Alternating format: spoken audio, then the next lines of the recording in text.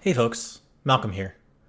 Recently on Twitch, I went over the recent tournament games of a chatter and real life friend of mine, Checkmate, an almost national master strength player. We go over the games together, him giving his thoughts on the positions and me asking questions that I have.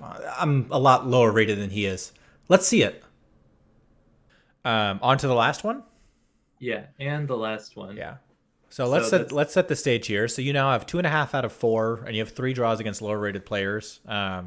So I yep. imagine at this point, are you feeling down? Are you feeling like you've got some fighting spirit? Like what's on your mind? I just feel like I'm playing well.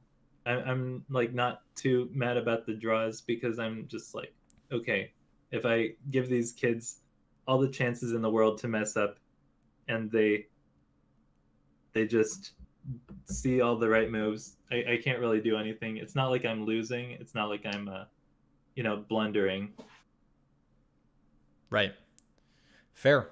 That's a reasonable attitude. So I guess like you feel like you're playing good chess and you just want to keep playing good chess. Yeah, like I looked at my games. I didn't like use an engine or anything, but I was just like, okay, I haven't played a single blunder yet this tournament. I made like one opening mistake. And that was one where you even like knew the correct move and just chose not to play it, which is like a I just started learning how to play golf, and it's very similar. You get a lot of people who like they know the reasonable play is to just like put the ball back on the fairway and then like aim at the tee, but instead what they'll do is They'll shoot for a hole in one. yeah, exactly, and then like that gets you into all kinds of trouble. Oh, before we get into the last game, like Huberman fan asks if you have like a meal schedule on tournament days or anything special. Um, so I get like really nervous before a tournament game, and I don't really have an appetite.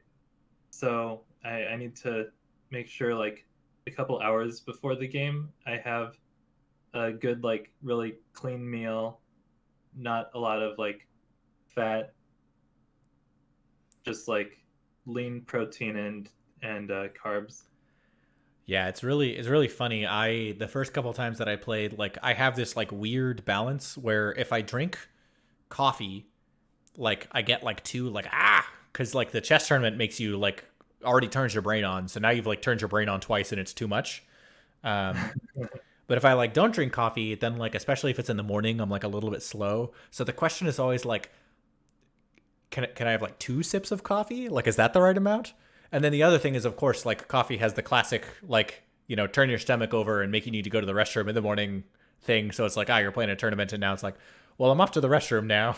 I'll be back after move 5, I guess. So I know Well, that's I'm that's up the for one the thing. restroom now, but don't worry, I'm definitely just using the restroom and not anything nefarious in the Yeah, restroom. yeah, but I lose all my games, Ben, so no one's ever really worried. that that does make it less concerning. Right, but Um, I agree with Huberman fan that uh, diet is like actually very important during the chess tournament. Like otherwise, I feel like I would just not be able to think. yeah, yeah, unsurprising. All right, so what did your opponent and Cork on you on this one? So we get d4 and a London. Ugh, man. I got d4 in all my black games. Yeah, man, I don't like playing against D4. I want to the thing I'm trying to do is learn the Dutch, and the trouble is I don't know how to play the Dutch, so it has not gone well thus far. These kids all get taught to play d4. It's really interesting, and like I kind of agree with it. When you play d4 against anyone below 1800, they sort of panic. Yeah, I'm not like that worried. I can't really tell the difference between the games that I end up winning and the games that I end up losing. Versus like when I play E4, it's like I can tell what's going on. Yeah, like the positions are a lot harder to understand, and therefore you're gonna like if you play d4 regularly and you understand the positions, you're just gonna get a lot of free wins. Yeah. Huh. Interesting. All right, so we So have a like regular London. Oh, you play the B6 variant. Yeah, I mean, there's no problem, or there's no reason to play bishop b4 here because it just gets hit with c3. Right. Normally I respond with something like c5. c5 is also reasonable. Yeah, I but think then my light square bishop sucks. So it's a top move in this position, with b6 being the second top move, right. and according to the master's database, not the engine. So b6, bishop b7. Actually, I think the Eric Rosen variation in this position is to play queen f3 and then take the bishop on b7 when someone pre-moves it. Yes. Which, Um, like, I guess if they play queen b3, you have to play what, d5? you play So like knight c6 or something. okay, fair enough. So yeah, normal moves. And here, what do we play? Um, so like the first like automatic move is castles, but mm, trying to figure out like I know in these positions if you don't eventually play d5, like you just kind of get like squished. You don't have enough protection over the e4 square to do anything about that. Playing something like e5 just loses a pawn. Playing d6 kind of blunts that dark square bishop, but it's not clear how that's solving problems for you, other than perhaps to get your other knight to d7 so that they can never remove your knight and then try to play bishop takes h7. The other thing to solve bishop takes h7, which isn't a concern now, but after they play c3 and queen c2, is to play h6. But I'm trying to think if there's like anything else. I feel like solving that problem of like your d knight is probably worthwhile. So yeah, maybe d6 or h6 is my first thought here. So do we have an opportunity here to sort of mess up what White is trying to do? Um, I guess it depends upon what White's trying to do. So like one thing you can do is you can harass the f4 bishop. Given this pawn structure, I don't know that like really helps that much. Like you play knight h5, they play bishop g3, and then you can take, but then they get the semi-open h file. Right. So we can play knight h5, bishop g3, and now we've sort of we have this like sword looming over their head as White is sitting on their throne in London. Mm-hmm. So we don't have to take immediately.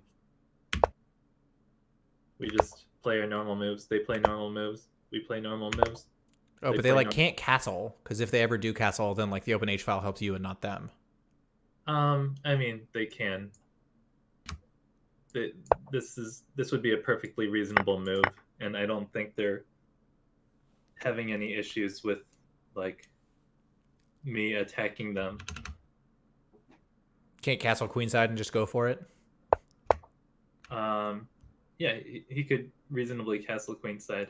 No, you can't castle queenside. Like he castles kingside, you trade, and then you find a way to move your queen and then start pushing. Yeah, but what am I doing to castle queenside? Am I playing bishop f6? Am I playing like knight f6, queen d7, castle queenside? Probably h5, h4, and then trade a bunch of stuff on 5, e4. h4. And then, I mean, there's this move first of all, but suppose we even take. But Yeah, now, sure. Bishop takes. I mean, my ill-advised temptation is to just take that g3 pawn and then go ham. I'm not sure that that's particularly good, but it is interesting. But also, yeah, you could just move your bishop to like f6 or something. Okay, I see. Fair enough. yeah, it's just like there's never gonna be enough attacking potential. Like, probably the most reasonable thing to do here is to just castle. Yeah. Well, Hooverman fan agrees that they have the same intuition that I do. So you're probably right, but at least I'm not the only person who's wrong. Right. So g6. I just don't want this pressure here. Mm-hmm. And like I would even feel comfortable taking here, giving white the h file and castling kingside because this g6 structure is so solid. You can eventually play bishop f8. Or bishop f6 to g7. Fair enough. Um, then he plays knight e4, which is like a bit of a gift of a tempo because I can play f5 and kick the knight back where it came from. F5 in these like d4 openings is something that several times, especially playing against the London, like playing F5 is the move that like would win me the game, and I never see it. And so it's instructive to yet again be shown like, yeah, just go ahead and play F5. It doesn't matter. Like, yeah, I don't know that I have a lot more to add to that, but there's I keep like taking my tournament games and then turning them into YouTube videos. Which if anybody in chat is interested, you should go check that out. But like I've had several different times when I've played the London, and yeah, I guess the fact that you're supposed to play F5 here like makes some sense given that the Dutch starts out with F5, and that's like one of the main draws there is that you sort of like shut out the ability for white to do anything on that diagonal.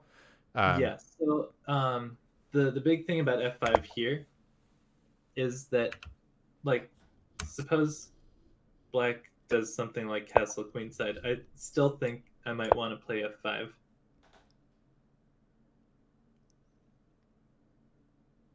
Okay, and is that just to like blunt that like queen bishop battery?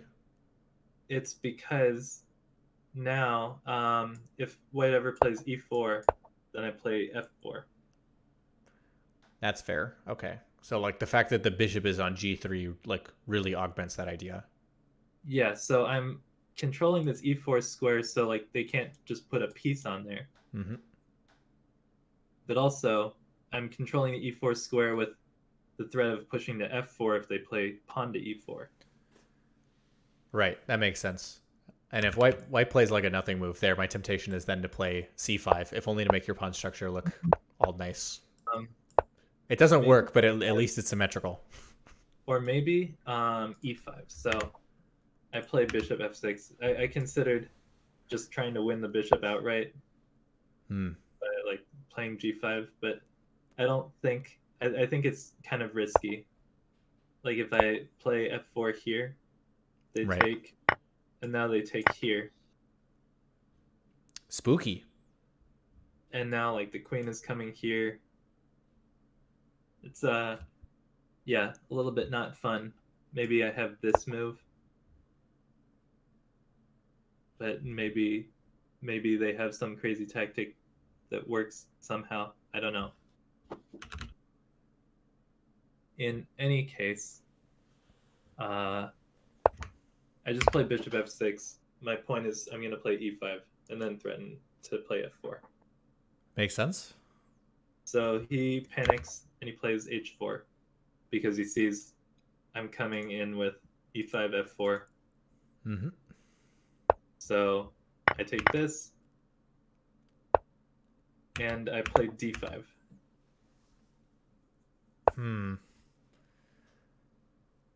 I'm not sure I understand that. I mean, it grabs some more space, but like...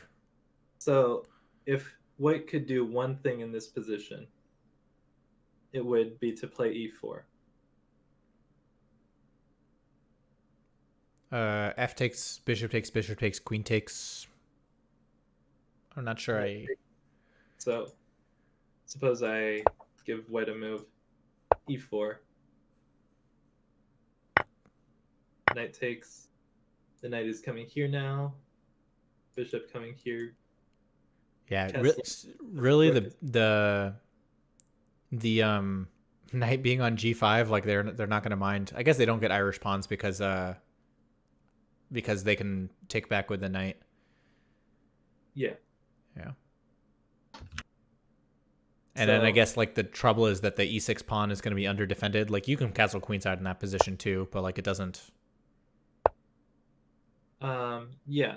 The problem is just that white gets a lot more piece activity. Like right now, this knight is not doing anything. Right. So now I play d5, and the knight is still not doing anything, and it's not going to be doing anything unless I mess up and give it a square somehow. Right, because even if it goes to b3, then where's it going to go? c5 and a5 are both covered. Yep. Man, oh man, yeah, there. It has happened to me at least once before, where I've been in like a similar position to the one that that like d2 knight has here, where like you have a knight and it just literally can't go anywhere. And usually when that's happening, I that's sort of a good indication that I'm getting outplayed. Right. And notably, I'm making this a backward pawn and making this a weak square. Mm-hmm. But something to note is I've got a dark squared bishop, I've got a knight, and he can never put a knight here because he doesn't have any more pieces that can control that square. Right, like he can put a knight there, but then like takes the pawn, and you're winning a pawn there, and he has no way to get like his second knight controlling that square. Yeah, this knight is just so dumb looking. Hmm. Okay, so how do you So convert this? yeah, so he can never actually stop me from playing e5, and he can never actually just plop a knight into there. Mm-hmm. So all things considered, I felt that the benefits of this move outweighed the downsides, so that's why I played it. Yeah, is his like best response something like c4? Um, c4 is definitely a consideration that he should play at some point. So he plays king f2. I play queen e7. He plays this rook to e1. Um, and I think here I made a mistake. I played rook to f8 because I was so attracted to the idea of castling queenside. Mm-hmm. And I felt that the rook on f8 is preventing anything with g4. Like, for example, castle queenside g4 here.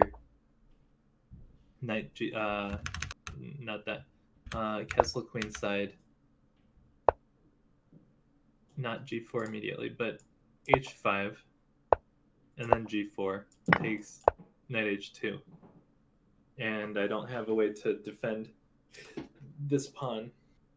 Right. Okay. But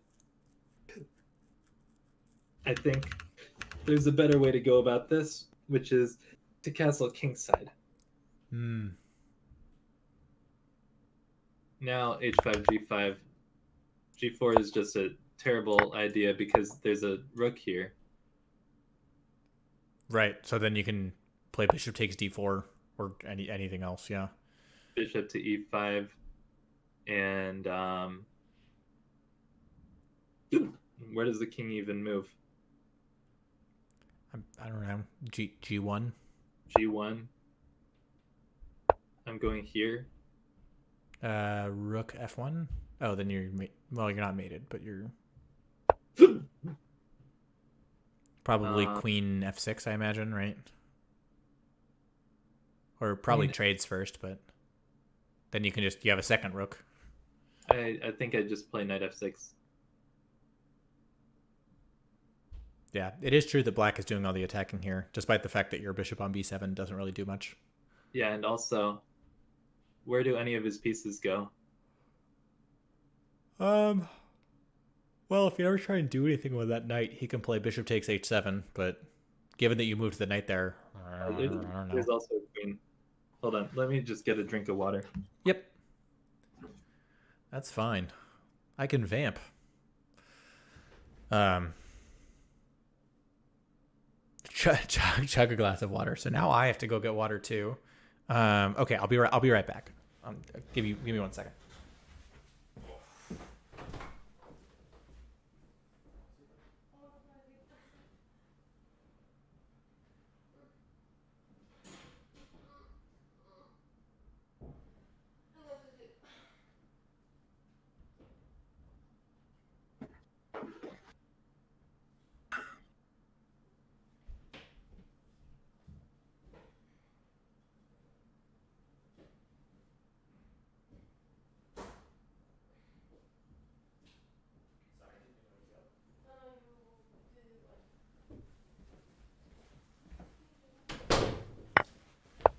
Okay, I'm back, Ben. Somebody redeemed that I have to chug a glass of water, so I'm going to do that real quick, and then we can get back to the action.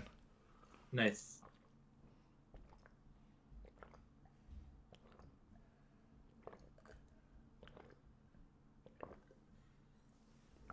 That is a lot of water. All right, back to it. Yes. Turns out that a glass of water is an amount of water that you can drink in a like couple hours. Yeah, yeah. Or you could drink it all at once. I mean, I don't. What am I supposed to? It seems inefficient to spend several hours drinking something you could finish in like 3 seconds.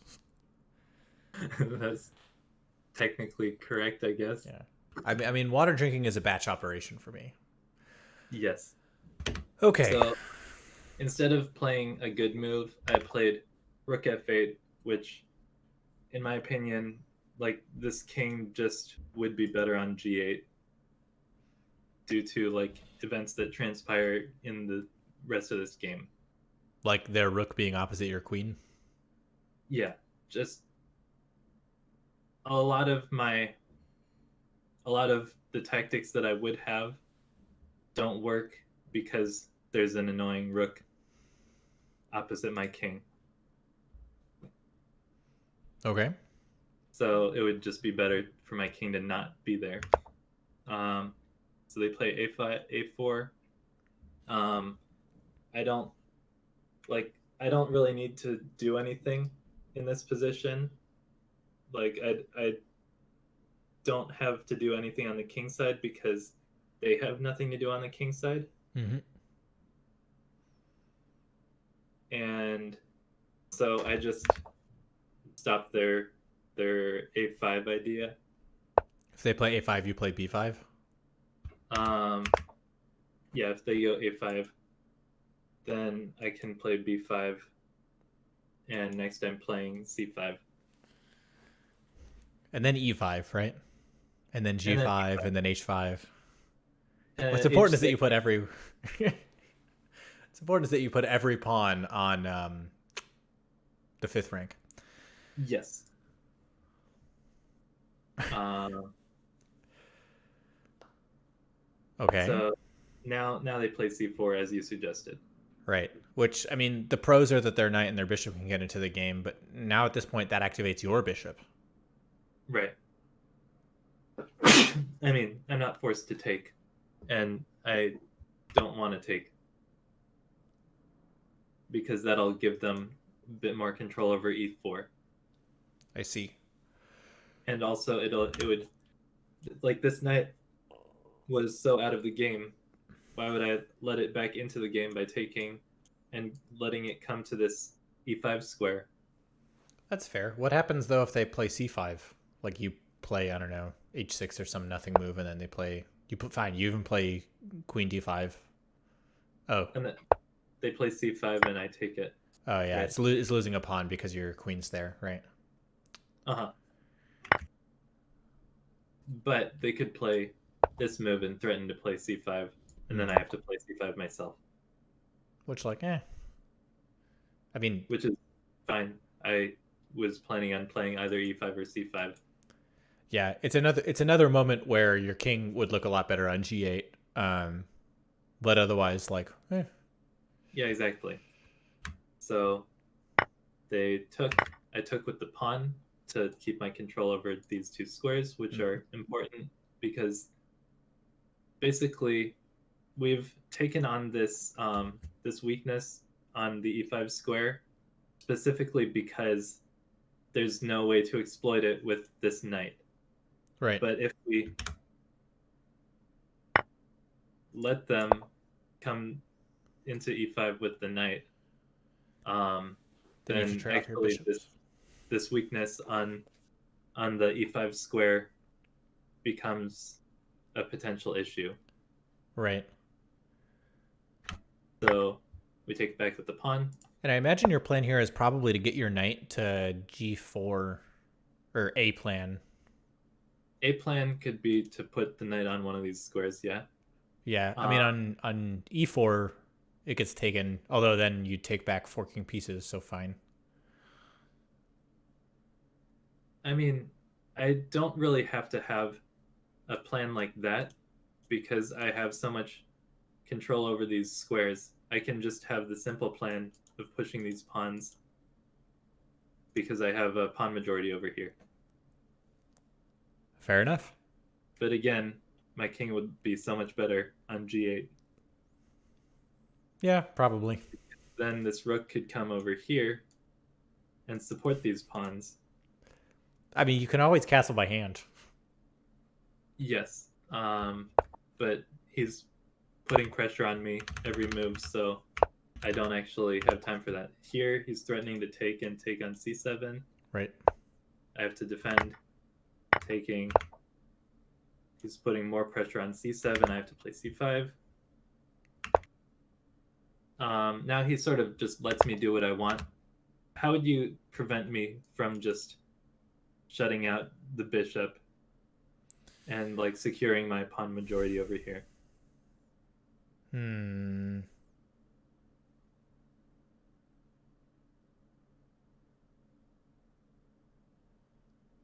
Uh, B3.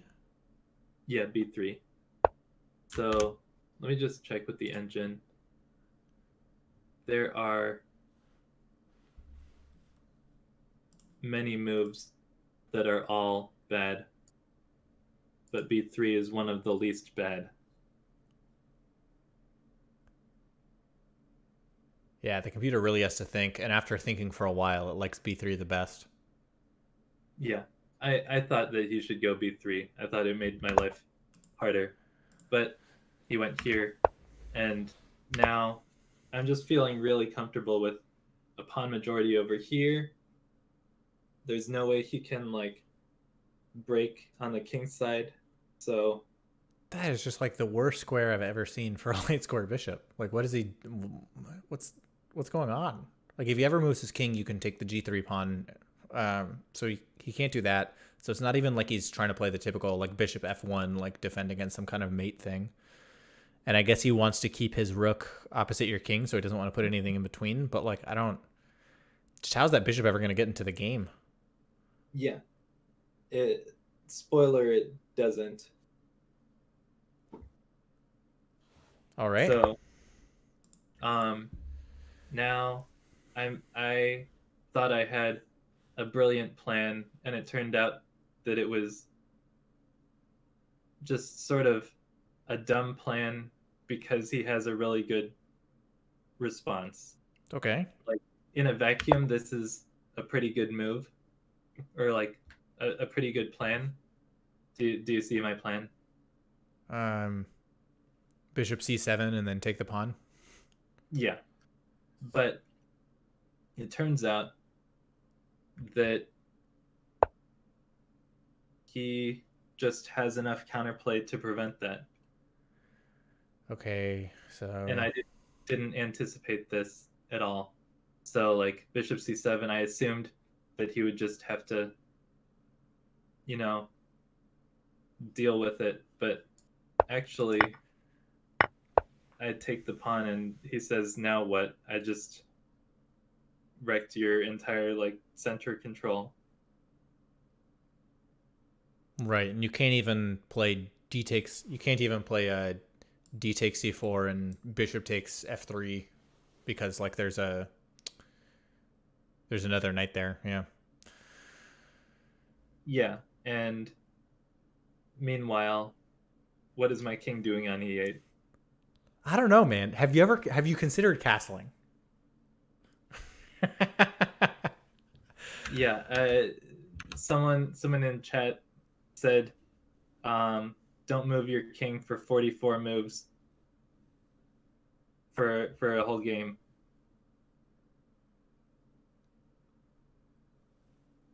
um. It was a "Don't move your king for 44 moves" challenge. Oh, fair enough. Yeah, somebody's also saying you're anti queenside castling, which in this case I can understand not wanting to be directly opposite a queen rook battery.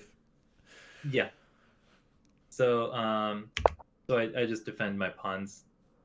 Like it doesn't seem too difficult to understand. So now he goes here, and I'm like very clever, you know?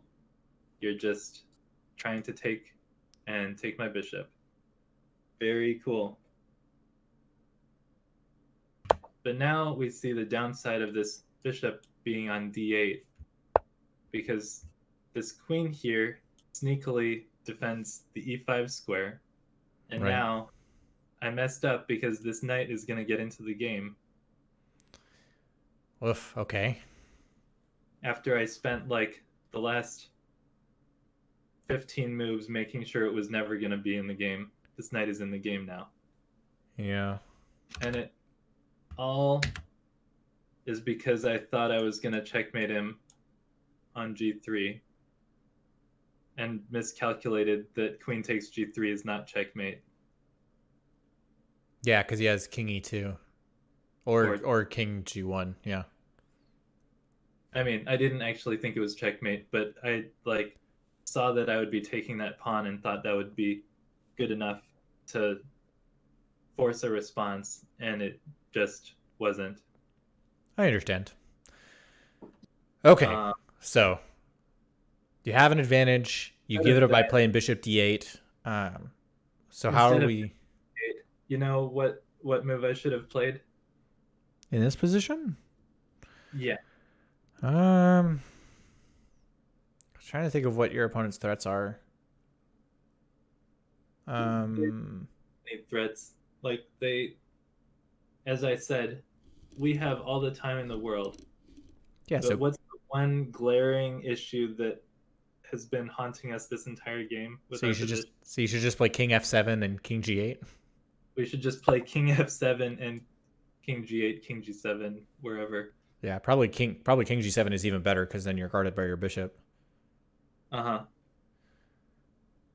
Okay, fair enough. That makes sense. But instead, I got fancy and got punished for it. And now, all of a sudden, we have to win the game again. Oh, you did it once. I mean, how hard could it be to do twice? Exactly.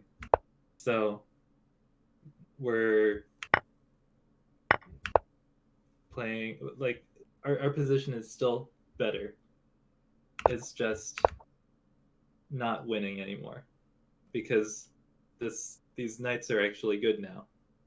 But fortunately, their pawn structure is bad and the bishop is bad, and our two connected passed pawns are not quite passed pawns yet, but our queenside pawns are so good that the position is still much better for black.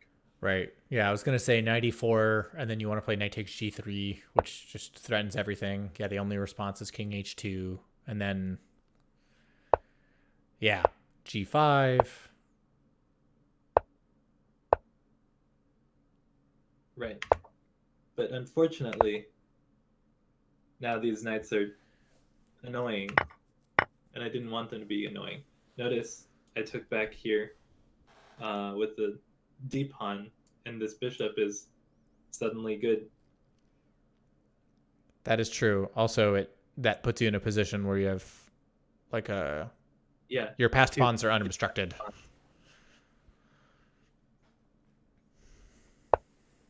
So queen b2 threatening this pawn. I just move my bishop to the most obvious square. Right. So now your rook defends. Rook a1, and what do you want to do in this position? I mean, C3 seems attractive. I don't know if it works or does anything. But it does seem attractive. I might be worried about bishop takes b5. Okay, well that is fair. So I didn't want to touch these pawns, mostly because they're keeping this bishop out of the game. Mm-hmm. I think a big theme of this tournament was making my opponent's pieces bad. Okay, so So yeah. what is black's worst piece? Uh, The rook on g8 isn't great, and the bishop on c7 isn't great. The The bishop on knights. c7, I would say, is great Oh, just because because it's defending the rook. I mean, not only that, but it's got potential to go here, and it's keeping this knight here because it's exerting pressure on g3. Okay. Yeah, so the d5 bishop isn't doing great, and the g8 rook is not my favorite. I would say that this bishop is also great because um, it's supporting this c4 pawn, which will need support when we play b4 and b3. Okay, well then, by process of elimination, although I will note the c7 bishop. You said it's great because it could go somewhere else, which is Uh, not. When we're I, looking for a move, I'll just note that I, it would be. I'll right. I'll say the bishop is good because like for example, if White wanted to like try to go after let's make a nothing move. There's no nothing move to be made. Um, Queen e6. We'll pretend that doesn't have a bunch of tactical problems. right. So if Black wants to like go after some like mating ideas, the bishop is just able to plug all the holes in our like pawns and Right. Okay, I'm sold. yeah. So it is that g8 rook. Yeah, so this g8 rook is just not doing anything. Yeah, I mean, you could always sacrifice the exchange. If the knight moves, then you get to sort of take the g3 pawn, threaten the bishop, sort of open stuff up against that king, which is awkwardly weak. Yeah, I was Um, considering this yeah, and then play here. I didn't think it was necessary. Like I didn't think it was that bad, but also it's risky when like my plan is really slow yeah, while Black is bringing their rooks in. So I just played Rook G7. right. Okay, Just putting the rook on a better square because White is gonna come in with this rook, and it's nice to have this bishop defended. And if the bishop moves, we can bring the rook over here to support our passed pawns. right. Makes sense. So Rook G7, Rook here, and actually in this position, I set up a trap for my opponent, who had about let's see how much time did they have in this position. I played Rook G7. No, this is round 4. Where's round 5? This is round 5. Rook G7.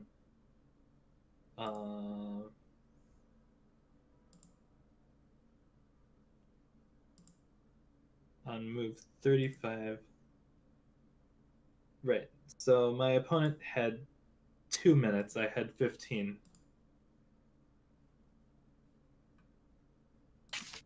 And so I set a little trap for my opponent to maybe take up a little bit more of his thought process because I was not expecting my opponents to blunder anything given the course of this tournament. But maybe, give him a little more something to think about. Right. So I played Rook G7, knowing he wanted to play Rook A7, and then I played Queen to B6. So, what is the tempting move for White here? Rook a1. Which rook? Rook ea1. Right. And what is the response?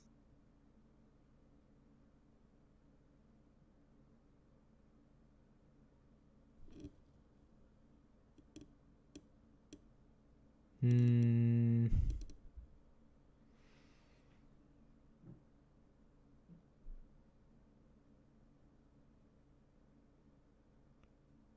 I don't know. The fact that it mattered that it was the E rook matters, but like like when I'm trying to look for a tactic, the first thing I'm trying to look at is like bishop takes E5, but then I don't like knight takes, and I don't know what we've accomplished.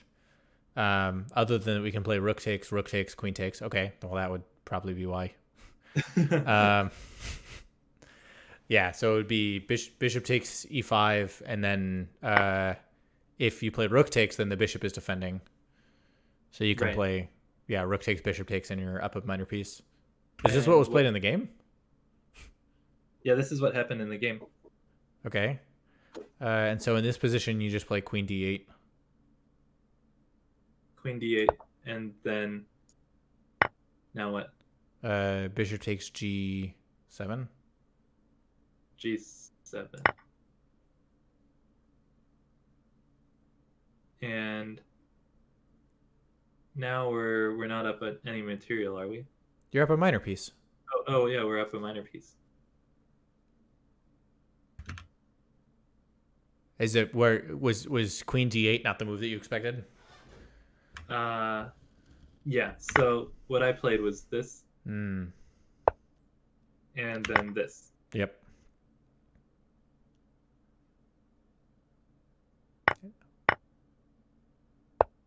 I see. And now the bishop comes back, and we just push the pawn.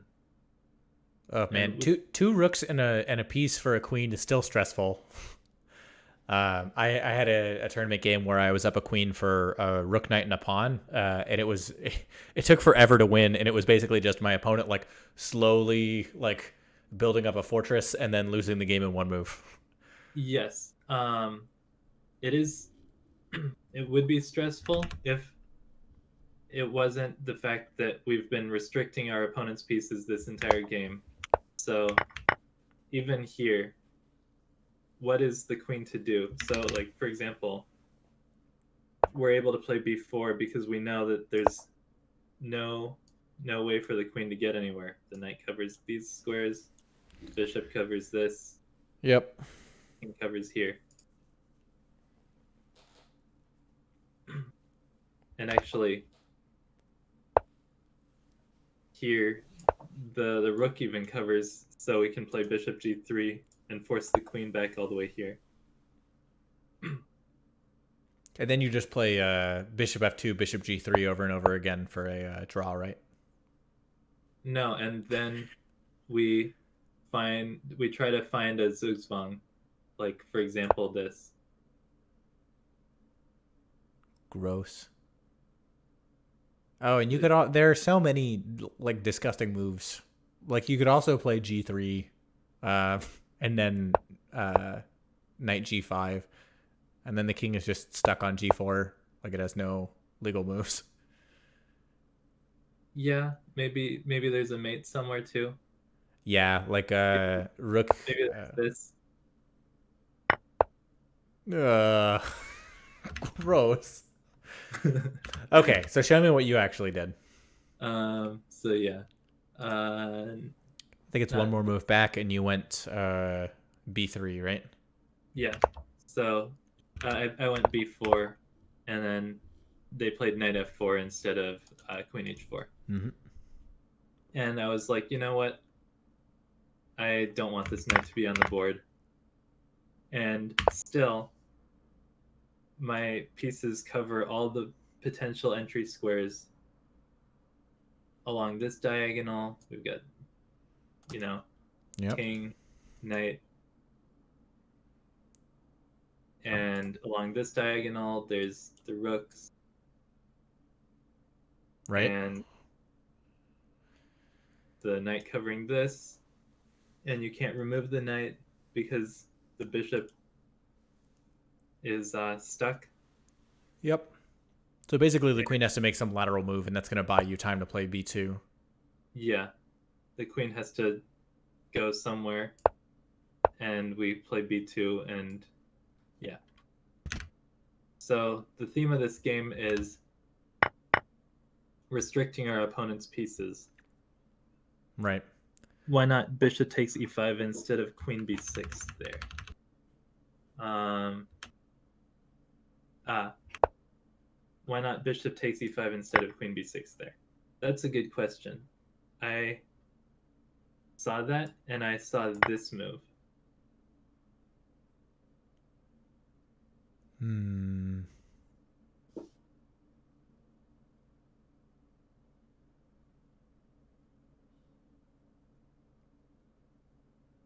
So you have to play I don't even see what nothing. You don't. play. Yeah, you have to play resigns. Fair enough. Good question though. Um, okay, so it sounds like that concluded your tournament, right? So ended with 3.5 out of 5, which is like in theory a good score, but in practice means you lost a little bit of rating. I imagine what you probably needed 4 out of 5 against these opponents in order to hold seed. Yeah, exactly. And they were just playing too well.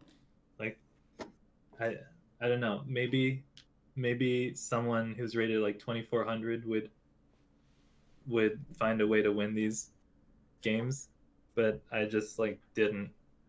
A similar thing actually happened in the video game Dota. So over time, like especially like as YouTube became really popular and as people started creating more and more guides, like what used to be like a top 10% player, like a top 10% player 10 years ago would be like a bottom 20% player now, because like the average skill level of the game has gotten so much higher because everyone has like learned from everyone else as time has gone on. And I imagine that like the chess boom over COVID, where people had like a lot of time and nothing left to do, in combination with like the swift increase in the abundance of chess materials that are available for general people, probably means that like the skill level for a given rating has probably changed fairly drastically.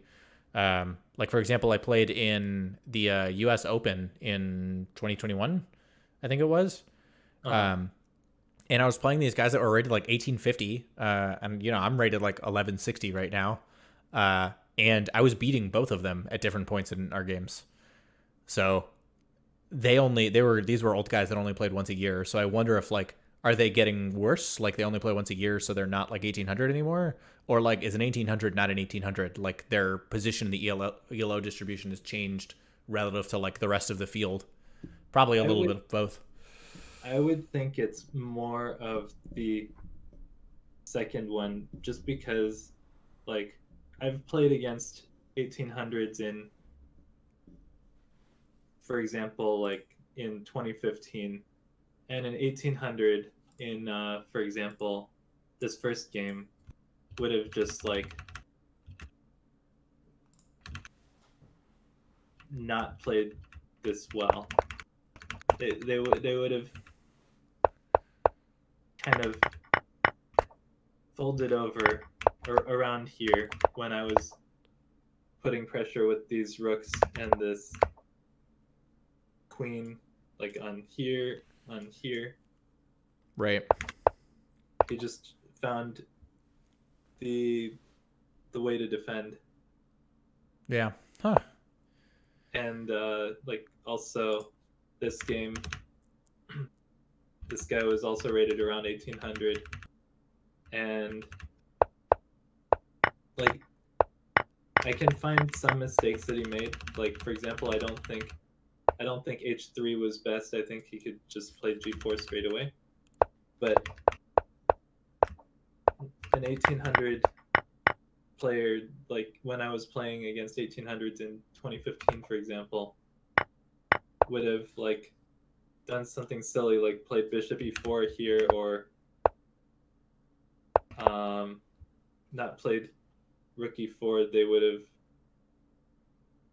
done done something like try to kingside pawn storm me or something like that. Like Right. just Yeah.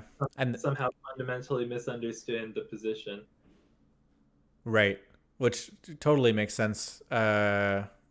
Would a 2000 USCF today be a grandmaster in the 1950s? I'm gonna vote no on that. I I'm mean, gonna vote no because, like, if you look at the Grandmaster games, even from the 1930s, they were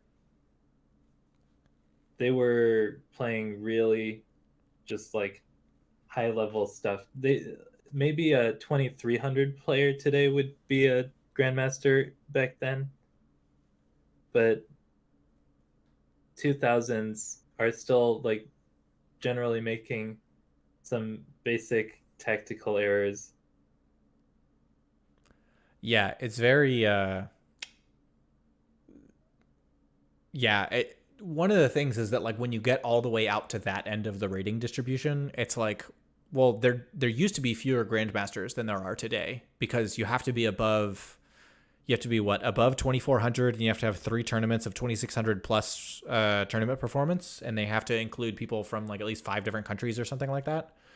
Something like that, and Yeah. they're just like some really good players back then, even even if they don't have the resources. Um, Yeah, the Morphes of the world. I think Morphe would have been a good example of a 2100, 2200 today. Oh, you think Morphe was only 21 or 2200? Yeah, I mean he was in the 1850s or something, maybe. Right. I guess like when I think of Paul Morphy, what I think of is like he was so good with like no chess education. Like Yep. it's yeah, you can compare him to like a 2100 today, but like I think a little like just in terms of like talent level, it's one of those things where like yeah, but like really, he was just so good at some of the tactical stuff that I wonder if as long as he could avoid positions where he was getting like significantly out prepped, whether or not he would still be good enough to like climb the ranks. I bet he would get to 2100 with little problem. At least like where I'm calibrated in like 2015. Yeah, yeah. I mean, it's yeah. Gosh, it's so funny to like be playing and feel like I've learned a fair amount. Like I play a lot worse than you do, but I don't play like terribly. Like I beat everyone that doesn't play chess, which is a probably a low bar, but is like decent enough. And it is wild how hard it is even to beat like young kids these days because they just have so like there's so much prep and so much training. Um, but you know that's probably a good thing in general. I can only imagine the chess that we're going to see 20 or 30 years from now when people like have been able to grow up their entire lives with this really intense chess environment. I mean, that's sort of what you see now with the all the previous chess prodigies like Magnus Carlsen and his entire cohort were like I think you can see there was a picture of Magnus and Jan Nepomniachtchi Mm-hmm. when they were like 9 or 10 or something, and they were like co-champions of this really like tournament for really young kids, and they were both like 2300 or something like that. Right. And like there were a lot of kids that were that are now super GMs that were basically that same exact age. Uh, yeah, yeah, yeah. I think the like the thing that I'm really interested in seeing is like when did cell phones get good enough that like the and chess engines get good enough that the chess engine on your cell phone was like better than you like instantaneously is I guess the real question. Um, because That like would nowadays you look at really high level chess and like Fabriano Caruana is really good because he can like leave the engine running for 2 hours and come back to it and stuff, right? But even at some of the lower levels, like being able to like be a 5 year old and be able to have like an entire YouTube library of chess like studies to work through, as well as like chess engines that inform the way that your style of play from like when you start learning. I can only imagine that that's going to like transform at least a little bit of what the top level of the game looks like over time. yeah, I guess that would be like 2008. So any kid that was turning like just getting uh their Yeah, so if you're 5 in 2008, so anyone you were born in 2003 or after, so if you're 19 or younger. So basically, Ali Reza Faruja is who I'm describing. Yep, Um, Ali Reza and like the 5 Indian teenager prodigies. yeah, that's like Gukesh and Pragananta and most of the other Indian Nihal, players. Oh yeah, Arjun Erigaisi. yeah. I was surprised that Aragaisi was from India. The name just doesn't seem very Indian to me, but what do I know? Arjun sounds like an Indian name to me. You're probably right. Uh, I am medium cultured. I think you're probably slightly more cultured than I am. Yeah, well, I, I'm not gonna comment on that one. well, it's been a pleasure to have you on. It's fun to walk through these games and really interesting to see how your tournament went. I'm sorry you lost some rating points, but it seems like a very sort of instructive thing. I know that like you worked really hard preparing for the tournament. Were you like reasonably happy with the results? Yeah, I mean, I felt like I was playing basically as well as I could at my current skill level, so I don't feel like I was blundering anything or yeah, I think all that's left is to get better and try to find opponents that are not like ridiculously underrated. Yeah, we need to go to those big like open adult tournaments like the U.S. Open or something like that because that attracts a wide enough set of players. Oh my goodness, Graveless is rating with a party of two. I wonder if I know who that is. The name seems familiar to me. Anyways, welcome to the two people rating. Yeah, I feel like that tournament it was really fun to be able to play like a bunch of different adults. Um. Anyways, any parting thoughts before we sort of end the call here, Checkmate? I think I'm good. All right. Well, I appreciate having you on, and I look forward to be able to doing this again. Are you planning on playing another tournament anytime soon? Maybe I'll have to figure out which ones I'm interested in. Um, I appreciate that, Graveless. I will enjoy these things. These two viewers. Yeah, no, that absolutely makes sense. Well, you're invited on if you put together another one of these studies next time. Yeah, I'll talk to you later, man. Appreciate you coming on. Yeah, thanks for having me here. All right, bye. Bye. All right, that's all we have for this game. Let me know if you guys like that kind of analysis. Is it useful to you? Please comment below. Have a great day. See you next time.